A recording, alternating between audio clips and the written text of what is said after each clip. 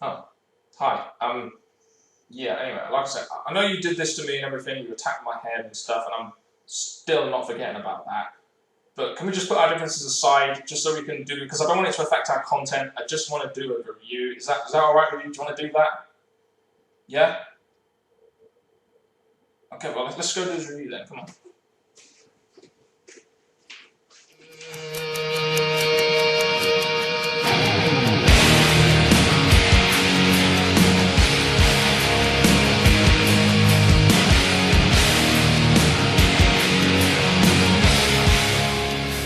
Welcome back, YouTubers, to another WWE Smackdown with us, the British Fist, I guess. I really wish you stopped doing that, Terminator NJ. I'm Mr. Parkin, as you guys know, with the V-neck. This guy sitting next to me is none other than the one and only Terminator NJ. What's up? Yeah, you can subscribe to us up above, like this video, and comment any thoughts you have on the Smackdown down in the comment section below. Or better, you can contact me on Facebook or on Twitter. The links will be in the description box below. Yes, all the links are in the description box below. I just have one question for you, Terminator NJ, before we go on to this Smackdown review. Why the hell did you attack our special American guest last night on the TNA review? What the hell was all that about? That kid was absolutely worthless. Well, it's the go-home show going into SummerSlam. This was the Smackdown. Oh, SummerSlam. This should be fun. It's meant to be the party of the summer. Well, it'll be the hell of summer this time. Yeah, the 25th anniversary. Yes, Terminator NJ. We opened up the show this week with none other than Alberto Del Rio coming out saying that he wants a title match back on tonight at SummerSlam. And we get this whole sequence of events where Booker T comes out saying he won't tolerate him. Out comes Chris Jericho out of nowhere talking in Espanol. And I'm sitting there thinking, Jericho, it doesn't take much to bury Del Rio on the mic, really, does it? Especially when he's so damn one-dimensional.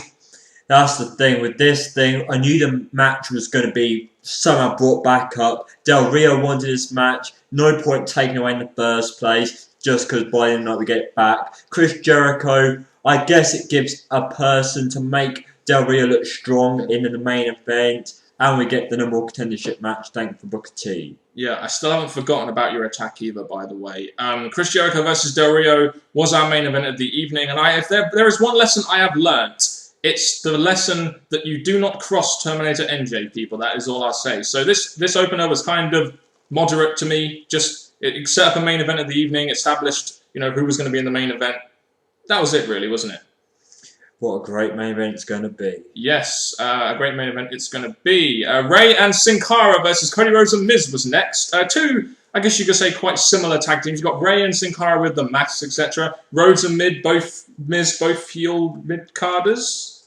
Miz and Cody Rhodes, they're two great wrestlers, even though Miz's booking's not been great, neither has Cody. But these two are two great athletes, two great wrestlers. They should be pushed better than what they are. And Sin Cara and Rey, what pathetic mortals. And to be honest with you, Terminator NJ, you are the one person that could probably get these two guys pushed. I mean, you do have influence, don't you? Oh, yeah. From the insider information I've heard. We got the segment before the match even started. You had Cody Rhodes on the mic revealing that you've seen Sin Cara. He had like this professional guy, Sin Cara's face. It just ended up being a joke. He's ugly as sin. So you might think they're going to add a Cody Rhodes Sin Cara match to SummerSlam, probably? That would be the idea, but Cody Rhodes, you could do better than that. Well, my boy, I thought he did all right, my boy. He's my boy. At least he's going to be on SummerSlam. Yay! Like he wasn't last year. So the match itself went and came in about 4.5 minutes. It was a pretty decent tag match, as you would expect. You have Cody Rhodes trying to take off the mask, but he gets 619 and Rey pins him. You've got two feuds here. I guess they're trying to further. It seemed like they were concentrating a little bit more on the Cody Rhodes and Sin Cara feud, in my opinion. Well, they did during the match, but by the end of the match, obviously, the faces get the win. The thing about this is, after the match, we do have Rey Mysterio taking out Cody Rhodes. We have him taking out Miz, but then he's looking down at the belt. So that's, in a way, teasing both feuds during the match and after. So I thought this was nicely done. But the faces win. This will only happen once. Can I just say one thing? Why did they have to have Rey Mysterio 619 Miz? I don't get it. I'm not really sure why they had to do that in this segment. Why not just end it where they had and it wouldn't have really buried Miz too much? Miz's booking's been absolutely awful, and the WWE, never again. Yeah, so you have to feel that Cody Rhodes and Sin Cara is going to be added to the card, maybe with Clay and Sandow, which has kind of been built up as well. So we've got a couple more matches to add to what is already a pretty stacked card, really. So, yeah. If there's one thing that Terminator NJ doesn't like, and I have a feeling I'll be right about this one, it's gay stripper tag teams! What the fuck was this Tyler Rex, Kurt Hawkins bullshit on SmackDown tonight?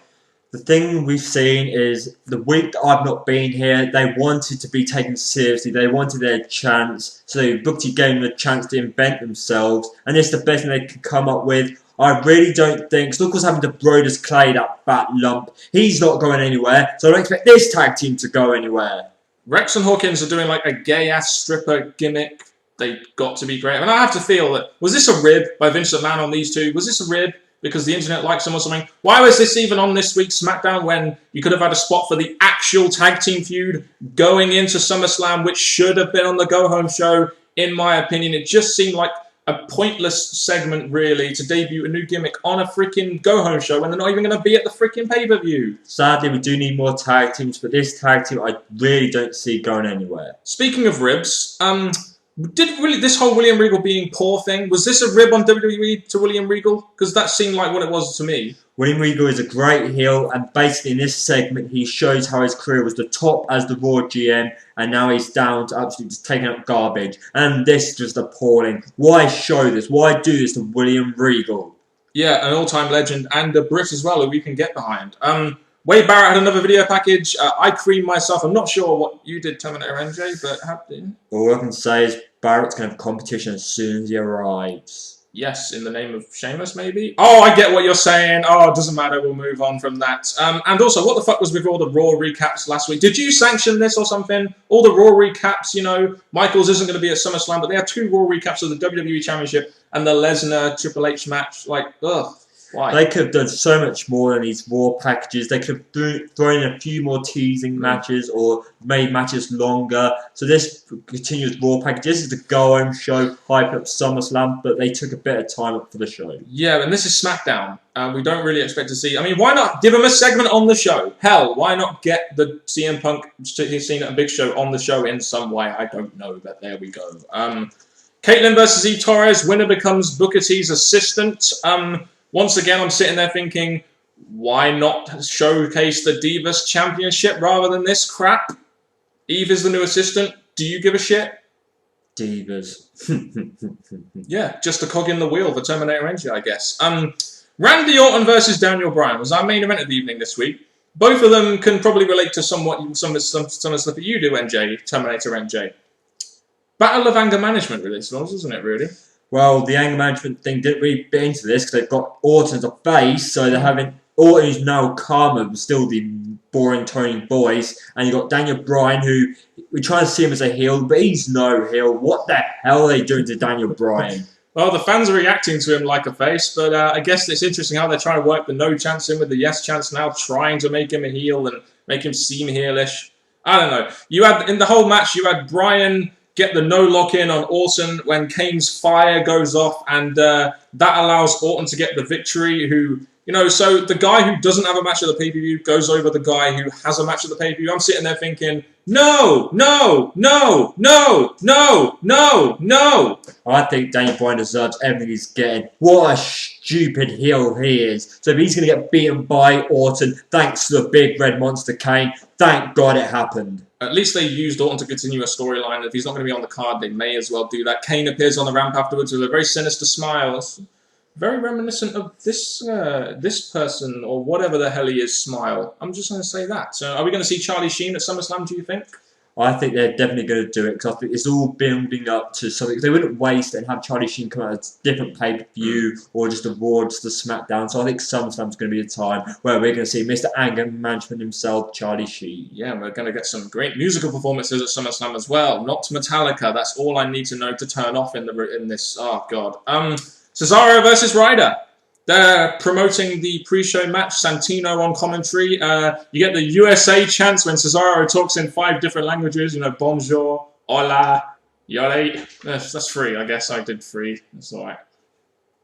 Can the 4th one be Terminator NJ language? No? Okay, then. We'll move on. Cesaro wins a very quick match against Zack Ryder.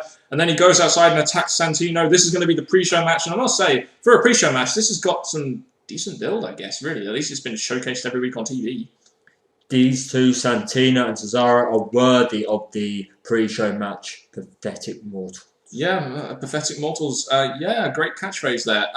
Ziggler will then intervene backstage with Chris Jericho and attack his ribs. I thought this is a nice thing to do going into the main event, as it was going to be Del Rio versus Jericho. It was a nice way to get the Ziggler-Jericho feud on there and add some fire to that, while also giving Del Rio a somewhat easy victory against an injured Jericho in the main event, and he did need a win over a guy like Jericho, in my opinion, going in to face Sheamus at SummerSlam. I thought the backstage chat was very good. They're learning a lot from my boys, that's all I will say. Yeah, and I just said going into SummerSlam, but technically there was no match announced until the aftermath, where we had Sheamus coming out and going to town on Del Rio to get his little bit of revenge after what happened last week. Del Rio escapes through the crowd. Out comes Booker T saying that he can't do this match, sucker. And Sheamus he tells Booker T he wants the rematch because he wants to get his revenge on Alberto Del Rio. And I'm sitting there thinking, you know what? That does actually make sense. And when can we ever say that in a World Heavyweight Championship feud on Smackdown? I thought this main event segment was actually quite good, even though the match wasn't announced till the very, very end of the go-home show.